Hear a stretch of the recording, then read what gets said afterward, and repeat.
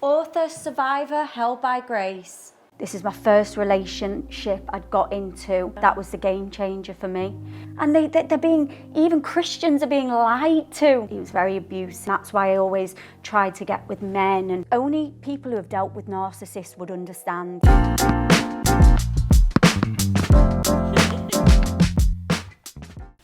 Welcome back to Christian Catch Up. I'm so glad that you're home and you are ready to start this week with myself and a very special guest that I have here today. Now please don't forget to like, share and subscribe so we can grow the channel and grow the word of God all over the world. Now to the right of me I have the amazing Katie. Hi. Hey. How are you? I'm really good, thank you. Fantastic. Now, I have recently just come onto your podcast, Yes. You're coming onto mine. It's almost like, a Disney crossover episode that we sometimes do, so it's so interesting. But for the viewers that don't know too much about you, can you just introduce yourself? Like, what do you do? What are you about? Everything. Yeah, sure. I'm Katie. I'm host of Powerful Peace podcast. At the moment, I do one-to-one trauma life coaching, Christian life coaching. I've got the podcast, and I've got a deliverance ministry as well. Wow. And you are also an author. Yes, I forgot my book. Yeah, wow, yeah. I've got 3 books. So let's take it back from the start. Tell me about your childhood. What was that like? Oh gosh, not good. Okay. So I was abused when I was a child by a family member, and that just set the course for my life to go spiralling into a deep, dark hole for years, until I was 33, until Jesus took me out the pit. Wow. And how was that navigating it with telling, like, your mum, for example, and things like that? Were they aware of what was going on after you told them? Yeah, it was just a weird situation, really. It was, now I know what I know and what God's led me through. It was a strategic attack from the devil. He tried to kill me very early on to stop the calling that I've got. So he sent willing vessels. He used his demons to go inside of willing vessels to abuse me, hurt me, and one of those was sadly my stepbrother.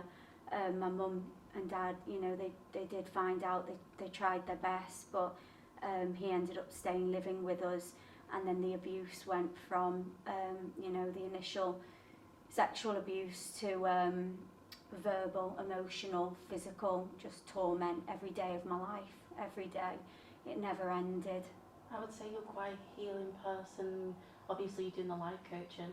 When you do things like that, is that one of the inspirations behind it? Absolutely. That's the only reason I'm doing it, is to help people who are going through the absolute pits of hell, like I was, with no light in their life, just hell, sheer, utter hell. And I don't think people who haven't been through that would ever understand how dark it really is, how tormenting to have so many demons just spending every minute tormenting the mind, and using people. And because now the oppression has taken place, because the moment that abuse happened, a spirit of trauma, perversity, lust entered me, and now I was oppressed. So it was just very demonic, very dark, but very tormenting.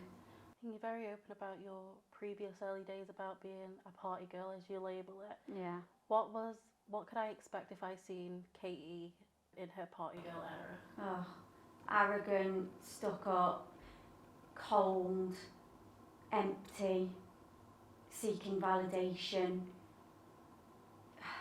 just wild child, no loyalty, no warmth, just a vessel that was being used. Can you tell me a little bit about how you first encountered God? What was that like for you? Yeah, so I grew up, typical, I've heard this so many times, Catholic, but I had no relationship with Jesus. Church was just a place I hated to have to go. It was so cold, so sterile, so empty. you know, my grandma, Irish Catholic, had Jesus on the wall, Mary, we said our prayers at night, but yeah, there was just nothing. It was just, I was completely void of Jesus and God, but God, that didn't mean that he wasn't with me. He was always with me. It's just I couldn't see it, didn't feel it, but he absolutely was. So what happens with trauma victims and people who were oppressed, they lose a lot of their memory. So God also protects someone by doing that. So people who don't even know God, they have, you know, something where they are able to dissociate and forget and like have memory loss, but that's God's protection even over the ones that don't seek him and believe in him. That's his divine protection, because there's not one person under the sun who would want to sit there remembering being abused and the darkness. So he does do that. So I do have to piece a lot of things together, but I don't want to sometimes, because it's like it's over with, finally it's done. So it's like sometimes to go back into that, it's like, oh, you know, God's, when you're born again, you're a new creation, so the old me is gone. So it's like finding memories from, like, you know, going into a closet. It's that instead of going inside of you, I have to go outside of me, because I'm a new creation now. So those memories have been wiped, those feelings, that darkness is gone. So I do know that I did have encounters as a child, but I can't pinpoint it. But the main encounter was when I was about 20 years of age. This is my first relationship I'd got into, and you know, I fell pregnant, and it was by God's will and his beautiful divine that I kept the child, because I wouldn't have. I was about to leave the man. He was very abusive. He was a drug dealer, and I was following that life, chasing that life of money and materialism and crime. Like, not me in crime, but I like being with like powerful men that were broken, and you know, I thought I could fix them, and I just like the edge of it was my demons liking their demons. It's like a very demonic attraction, because you know, light attracts light, dark. So it's whether you're Christian or not, there's no denying that, like for like. So what was in me was just literally trying to find that in something else. So the spirit of narcissism followed me around. So that was what my abuser was. He had like a Jezebel, Leviathan spirit, and that same spirit just kept hopping into men. So my first partner, because even though I was very promiscuous, because that's textbook of someone who's been abused and neglected in a way, you know, my parents worked very hard to build a very successful business, so I was left alone a lot, you know, and so there is an element of neglect. So I was just searching, and I was very promiscuous, but I couldn't lock down like a boyfriend. It was weird. It was like I just couldn't find someone, and I was desperate to be with someone, to be loved. And anyway, you know, typical, finding it in all the wrong places. Come across this guy in a nightclub, and I was like, you know, few boxes were ticked materialistically, and I thought, okay, this will do. Pursued it very quickly, got very deeply involved, gave up my apartment, went to live with him, and it was very abusive, very just dark. It was just the same demon that had been tormenting me, just in a different body. It's just awful, do you know what I mean? Yes. You can't escape it. When you're in it, you cannot. Without Jesus, you can't escape it. It's like being locked in a room with the same demons, and there's just no light. You can't get out until you actively fight your way out, do you know what I mean? That's a huge transition for you to have that childhood and then to be in your 20s and start like that. Well, I never wanted children, never. I was like, no way do I want a child. You know, I sadly had an abortion at 18. That was so traumatic. Like, oh, words can't describe, like, not just painful, but the whole way it all happened. And I was very on my own, and you know, I had no one, you know, to help me and to mentally be there for me. everything in my childhood I had to deal with on my own. And it was like, so that was another thing. So I was like, I never want to have a child, because why would I bring a child into this world, you know? Yeah. So when, God is so good, when when I got pregnant, he made sure I was 3 months gone, so I couldn't, because the way it happened, I went to the doctors with a bad back, came out finding out I was 3 months pregnant. So I was like, I'd always had very irregular periods. I had endometriosis stage 4 and I never knew. And I was like, by the way, I just have really irregular periods while I'm here, you know, just, she started checking. She was like, I can feel a 3 months pregnancy. She wouldn't give me a pregnancy test there and then, but she left me to be like, you've got you're 3 months pregnant, go and get your own test. And I was like, but the guy had brought me in the car. Yeah. So I just got my apartment back. I had just got my apartment back and I was moving out of his house. And then I find this out. Wow. So the next day I go back to the doctors or wherever, and straight away they put like the something on where I could hear the heartbeat. Well, that was it. That was it. When I heard that heartbeat, it was like a choir of angels. I just felt so connected. And it's such a beautiful story that God intervened in that way. Yeah. So the decision had already been made It for had. you. He knew if I didn't have my son, I wouldn't have made it. And obviously, with having a son, you have your ex-partner Yeah. that you had your son with. And even people like your dad, from being the previous woman that you once was to the godly woman that you are now, is it hard navigating them relationships with them people, considering they see you at such a different stage in your life? Yeah, there's just so many pieces of the puzzle, really. It's like I'll try and flow through it exactly how it all went, because it's easier to do it like that. So obviously as a child I was bullied, severely bullied. I never fit in anywhere with anyone. I was a bully myself because of the torment I was going through. I then was taking it out on people. I had maybe one friend who was a lifeline to me. I went to about 5 different schools. Wow. I had every 3-letter problem there is, ADHD, PTSD, everything that there is, but the teachers just hated me. They just thought I was a very spoiled, you know, because I came from money, just a spoiled rich girl, and they just didn't like me. And the worst treatment I actually got is I ended up in a Catholic school, and that was the worst. That broke me, because the children there, it was like year 10, 11, no, year 10, because I didn't even complete year 11. That's how bad my life was. They just tormented me. I couldn't get a minute of peace. I'd go in and they would just say the most awful things. They used to call me Oompa Loompa because I'm only small. And to be fair, I did wear a lot of fake tan. It was not great. I could have just not done that and it would have, but they still would have got me for something. Yeah. But I seen how the enemy worked through people to just, he wanted me gone. He wanted me to take my life. And I did try too many times and God stopped it. So the bullying was horrific. I'd come home to then evil stepbrother who was so demonized. Wow. I've seen Satan in his eyes. I've seen it. I've seen him. I've stared Satan a few times in the eyes. It's awful. So then I had to come home to that. No one believed me. No one just would listen to me.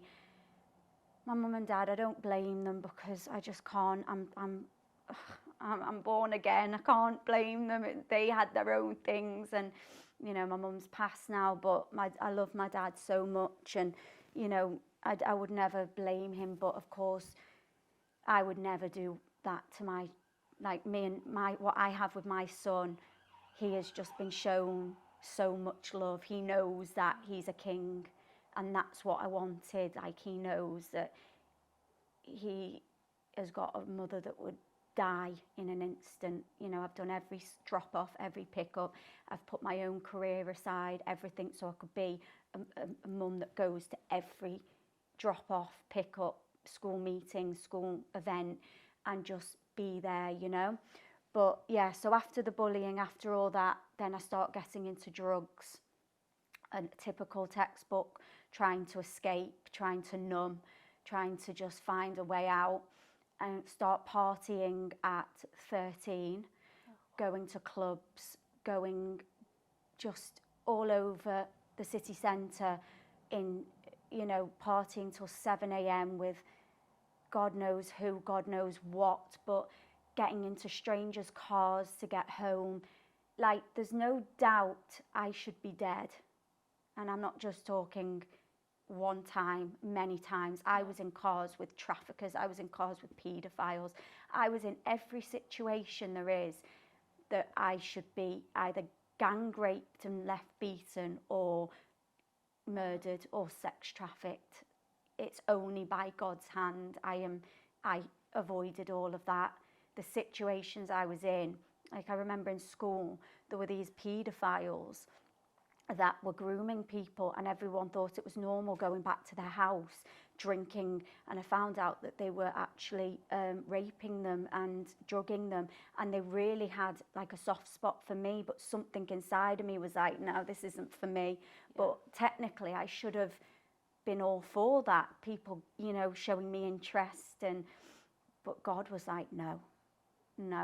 So that, that happened, and, I was just kind of in a place of absolute despair and turmoil. I was surviving hour by hour. I didn't have a career. I just ended up leaving school early, going to college, couldn't stick at that.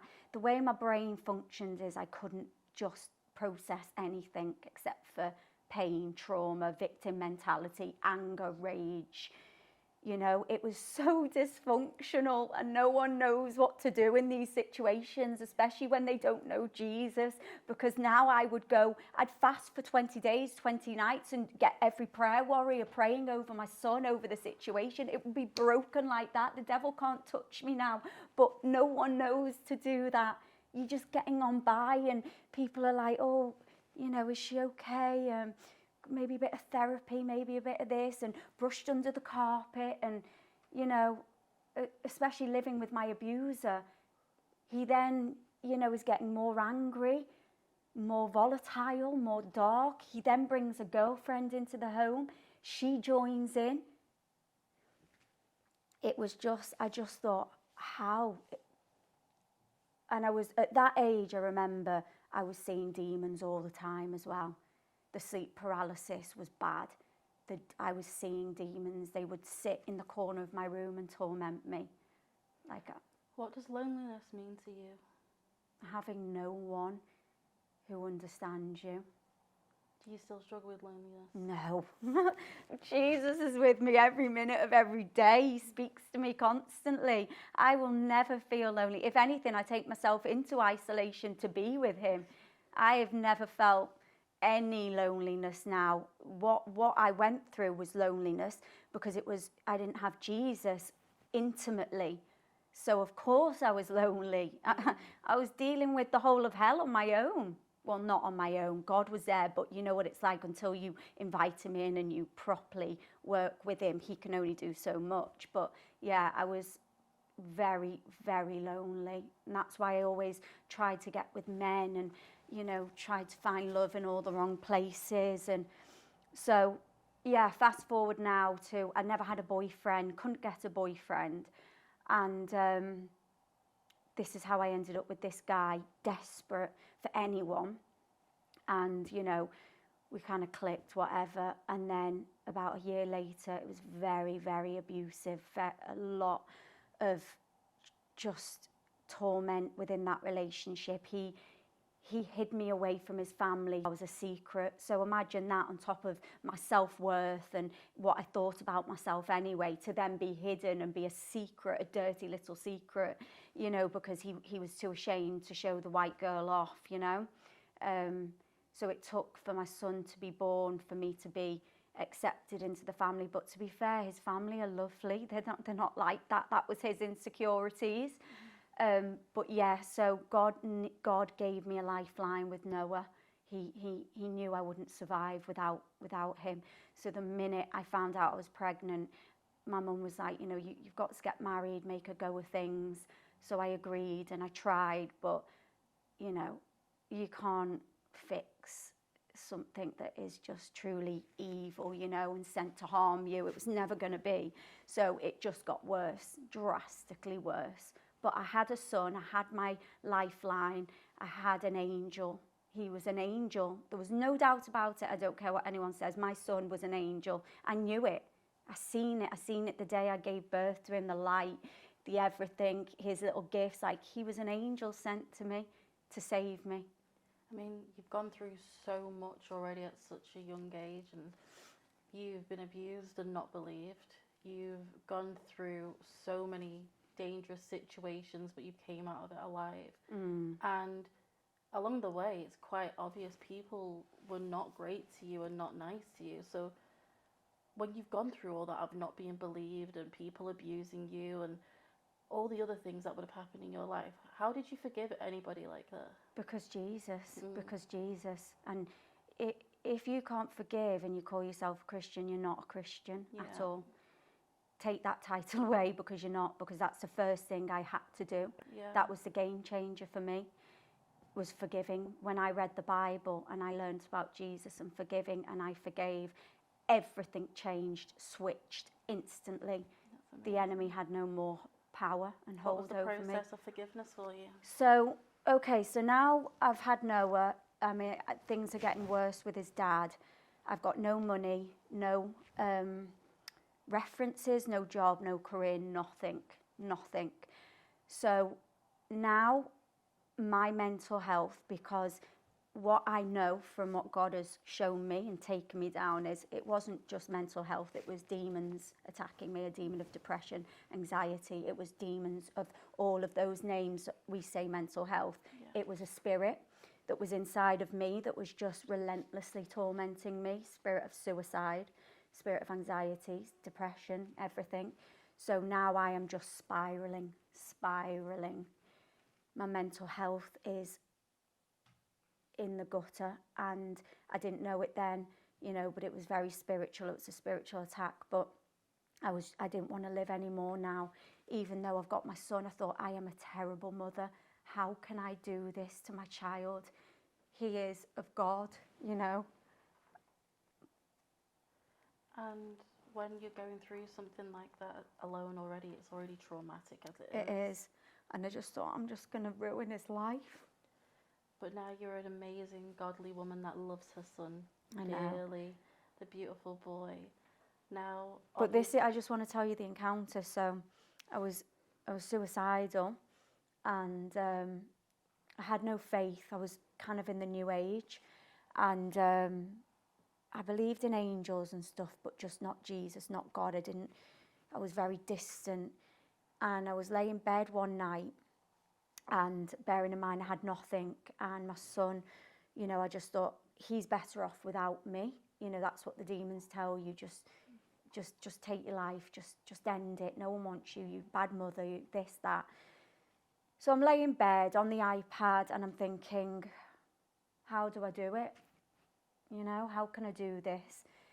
And as I'm sat there on the iPad, something came up about near-death experiences and people who have died clinically and gone to heaven. It came up randomly, and I was like, okay, let's see what this is. Started looking into it, YouTube videos, people who had clinically died and gone to see Jesus, and they'd gone to heaven, right? So I was like, amazing, wow, yeah. But what about people who've gone to hell? I want to know about their experience, because they can't have just gone to heaven and no one's gone to hell. So I start looking, and I start reading testimonies, and I'm like, wow, I would just be going from one hell to another. There would be no peace for me. I would just trade one hell for another, that's it. Wow. I won't go to heaven killing myself.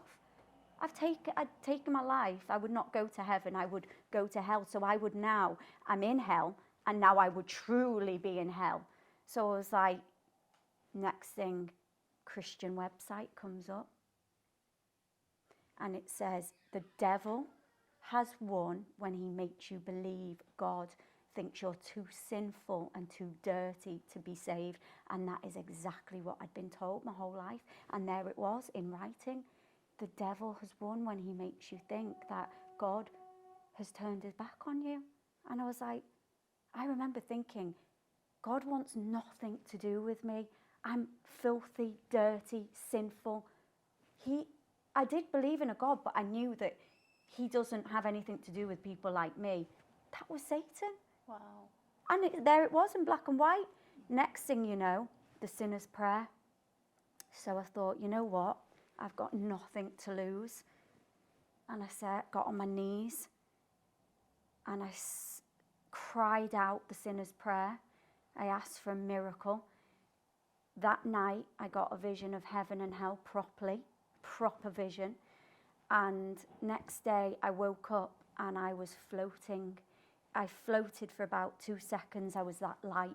Everything had been taken off. I was just light as a feather. Within 2 weeks, someone randomly got in touch with me and said, I heard you want to move out. I hadn't told anyone. I didn't have the money, references, nothing. They went, come and just check this place out. You know, just check it out. The worst they can say is no. So I said, okay, it's not going to work though. I'll come anyway. So it was in an area I wanted to be in.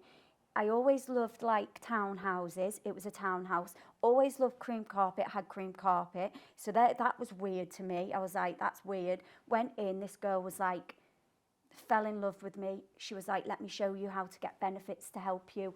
I don't care about reference. When can you move in? Oh, lovely. And I had gone from not about to move into a council house because I had nowhere to go or a woman's refuge, to now, 2 weeks later, and my ex, who said he would never let me leave, never let his son go, he actually gave me the money and I had moved out within 2 weeks. Not just that, I said to Jesus, okay, if you're real, I want to sign. The day I drove back from the house, this car cut in front of me and a huge picture on the back of the wheel was Jesus. So that was my first encounter with Jesus, but sadly I went deep into New Age for eight to 9 years after that. So he saved me, he took me out, he got me away from my ex, he got us into a home, he did all that, but then I didn't pursue any of it. I just pursued New Age, completely went down New Age, and started doing like very occultish stuff, thinking it was, you know, manifestation. Basically, the next stage then in my life was God was just moving parts for me constantly. He was just miracle after miracle, but I didn't see it. It was not, I thought I was manifesting it. I thought it was just, you know, but I now end up in another area. This is where I had my apartment originally, what my parents bought me when they moved, because they moved away now. They moved away when I was 18 to live abroad. So I had no family or anything. So I moved away to get away from my stepbrother because I just wanted to be away from the area I grew up. So I moved away very soon, as soon as I could, at 18. So now when I'd met my son's father, he was on the other side of Manchester, somewhere I didn't want to be. And I thought, where can I go? I want to be in a nice place. My son deserves to be brought up well. And I just thought, I've got this apartment. I just never thought I'd ever be with a child in an apartment, you know, pride set in. Anyway, the way God manoeuvred it, he got me back in my apartment, settled in, got my son in a good school, but started now doing a lot of rituals. New Age rituals, which is witchcraft. It's witchcraft, however anyone wants to dress it up. New Age is witchcraft. So I was doing literal witchcraft, moon rituals, crystal healing, burying them in my garden, doing all these weird white witch things, very demonic, into horoscopes, seeing fortune tellers constantly, into all of this darkness. It was consuming me, and I was very oppressed. So even though Jesus came to me, I wasn't delivered. I was deeply oppressed. Yeah. Deeply, because I was still broken. completely broken, still traumatized, victim mentality. I didn't get on with any of my family. I hated my parents, blamed them for everything. We couldn't be in the room for 5 minutes without there being an horrific row. Me leaving, being traumatized again, having to sort my life out for another few months, getting over that, you know, them sometimes even saying that it was my fault. Wow. Sometimes Sorry. my mum would say that, you know, she didn't actually believe me, but I know that wasn't her. Yeah. That was spiritual, and she had gone through hell herself. Wow. So this was spiritual, and I was just dealing with more spirits trying to afflict me. But yeah, to deal with that is a lot. So I'm single. At this point, I'm single, and I'm desperate now for a husband, desperate, and a nice life. I want the money, the house, the cars, the lifestyle. I wanted to be looked after financially, living the high life, because obviously I was a party girl. I was living the life anyway.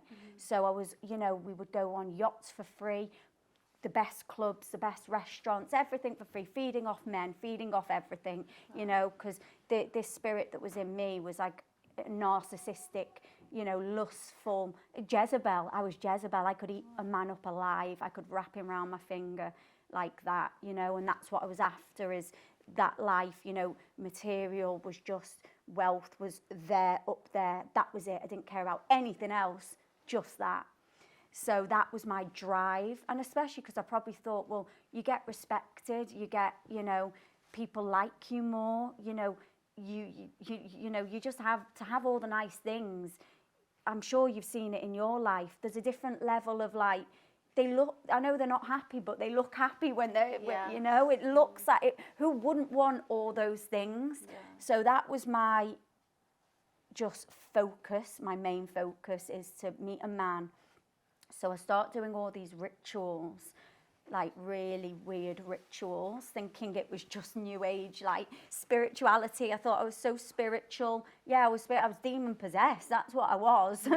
And yeah, I did this manifestation ritual, and I wrote it down. And I was like, nice car, big house, lives in the same area as me. Got a son, into all these material, not once, humble, kind, nice, just material, dark, just weird things. Anyway, it literally 2 weeks later, bump, there he is, list, like that, everything. Wow. Sat in a bar, and he started reeling everything off. That night, went back to his house, big house, Range Rover on the drive, watch, all of that, in fashion, everything I wrote down. Wow. Even the son, the same age. Yeah, everything. It was actually, so I thought, thank you God, this is from you. And that was the relationship. That was probably the most evil thing I've ever encountered in my whole life. He was just possessed. It was Satan. I was in a relationship with Satan. It was evil. How did you escape that relationship? Once again, I had got to the point where I was nothing had been solved in the meantime, no mental health. I'd been to therapy, I'd been to psychiatrists, I was on every sort of medication. I had by the way, through my trauma, I had split personality disorder, which meant I would take on the characteristics of a whole different person. So throughout school, I pretended to be from another city with a different accent, everything, and I carried this on. Anyone I was around, if they were from Scotland, I'd start speaking in a Scottish accent. I would just, anything to not be me, I dissociated myself from. And it was really actually dark to think about it, but I was just anything except for Katie. Yeah. So basically got with this guy now, thinking it's heaven sent, because why wouldn't it be? It's everything I wanted. I wouldn't have known that this is from something else. Yeah. Of course, I asked the universe. We know who answers the universe. So, anyway, yeah. So get with him, and now he is feeding in to this this darkness. He's using the spirit. is using everything against me. It was this slow torture, this manipulation, gaslighting. We'd go out, I couldn't look at another man, he'd accuse me of sleeping with him. You know, it was just, only people who have dealt with narcissists would understand. If you've not been with a narcissist or a gaslighter, you can't even comprehend the torture, the type of torture it is. It's pure demonic torture, like how they get in your mind and get you thinking, so they can completely just do these wicked things, and then you think, have I done it? Was it me? Did I?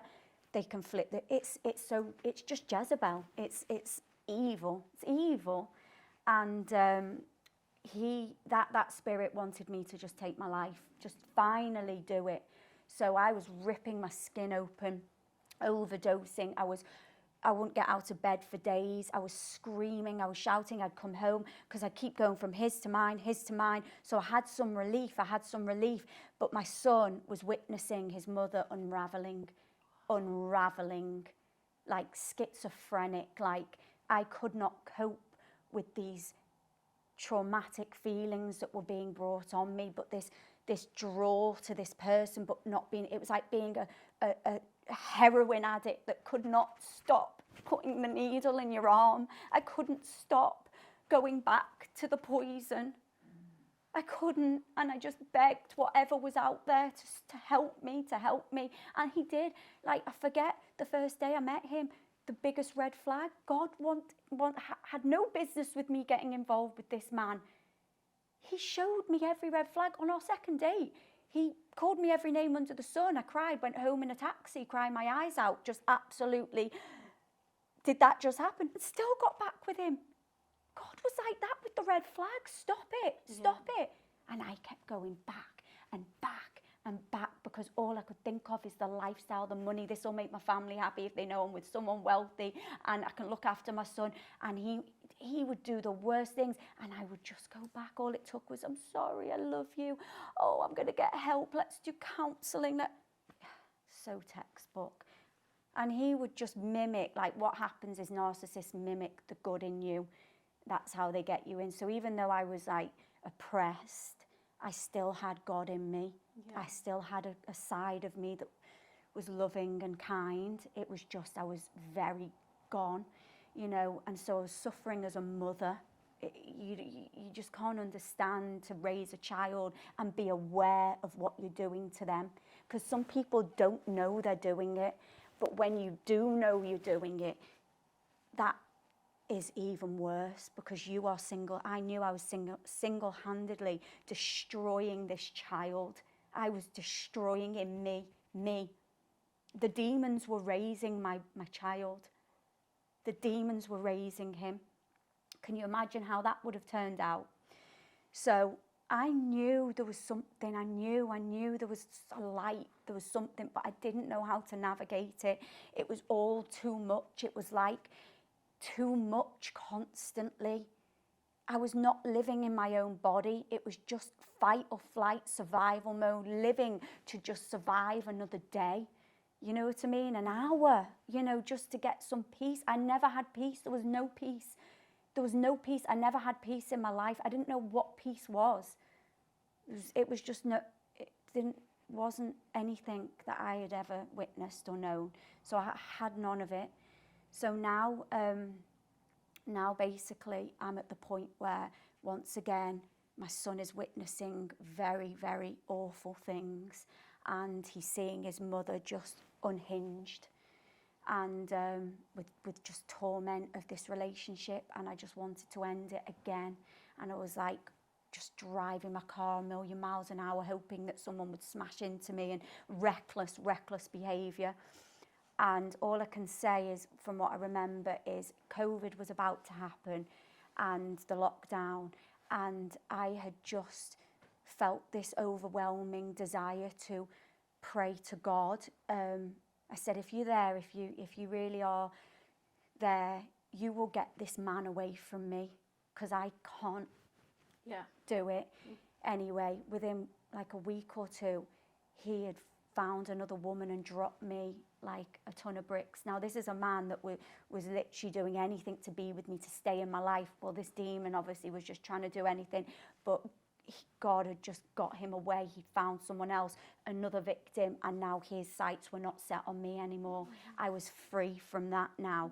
So this is where the deep healing came, and Jesus just came into my life. I remember praying and feeling Jesus just completely consume me. He told me to read the Bible, started reading the Bible, read about forgiveness. I was like, got on my knees, forgave my abuser, forgave everyone.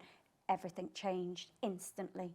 I then was able to go to my mum and dad, see them in Spain, and didn't have any animosity, any resentment, any bitterness.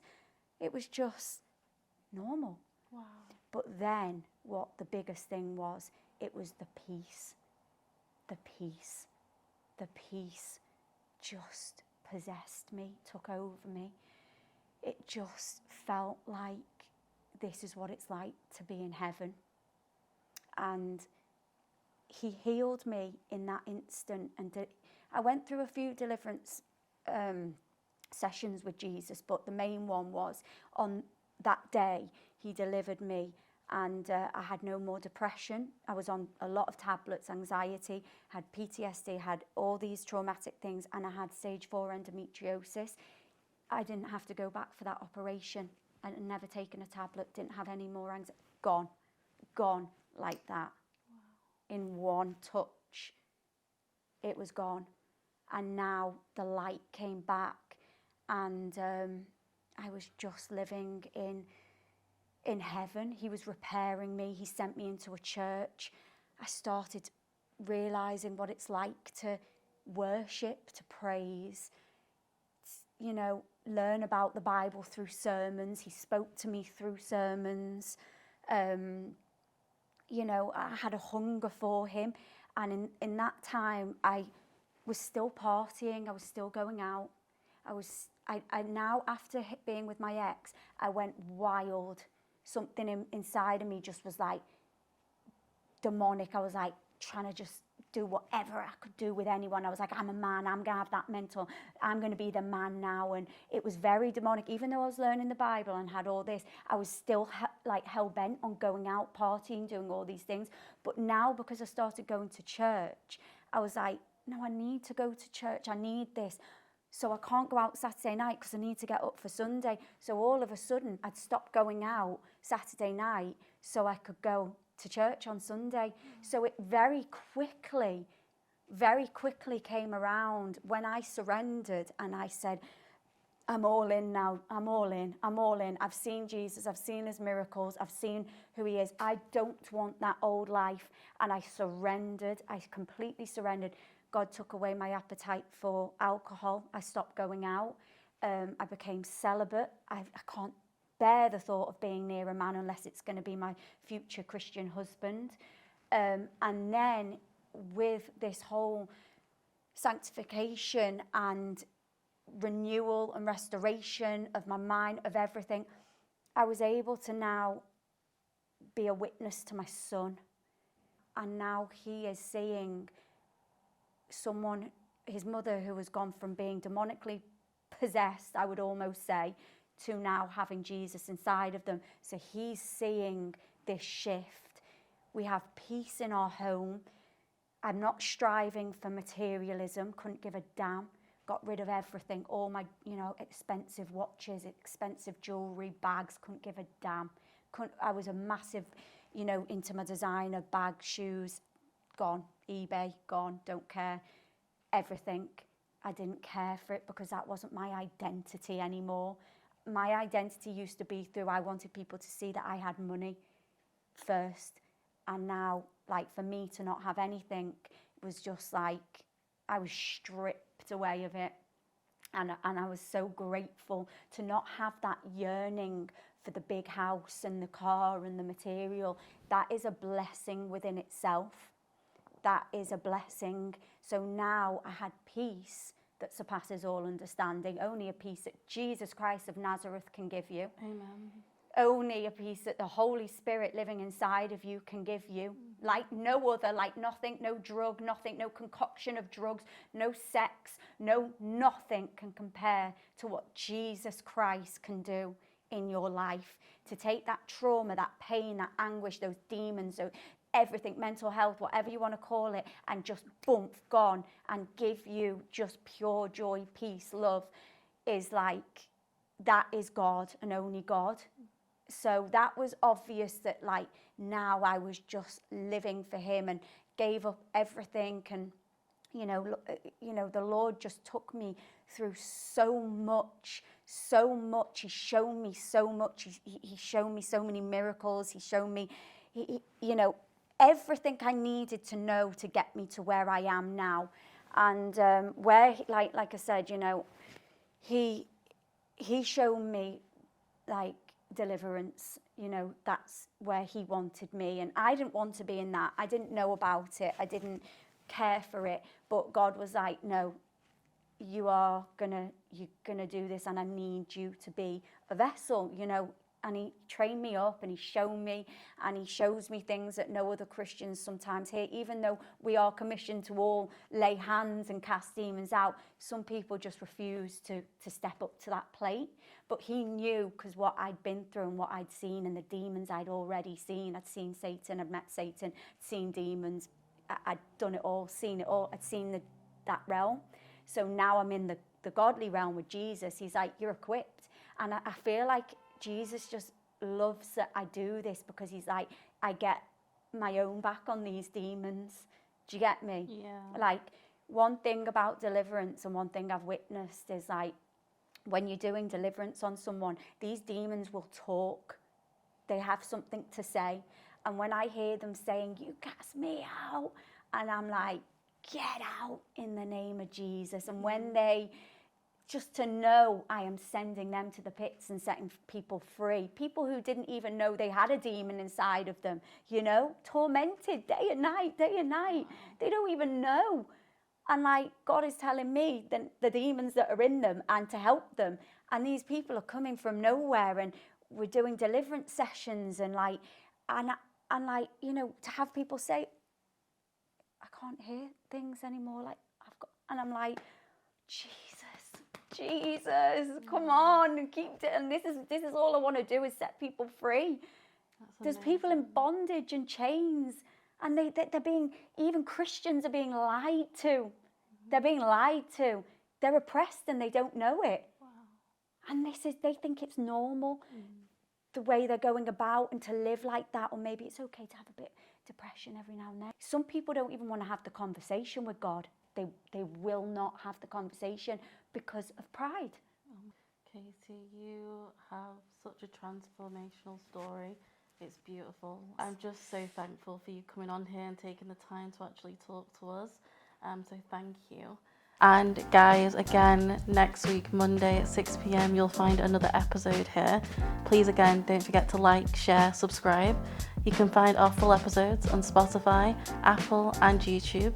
Social media is TikTok and Instagram, all under Christian Ketchup. Until next week, bye-bye.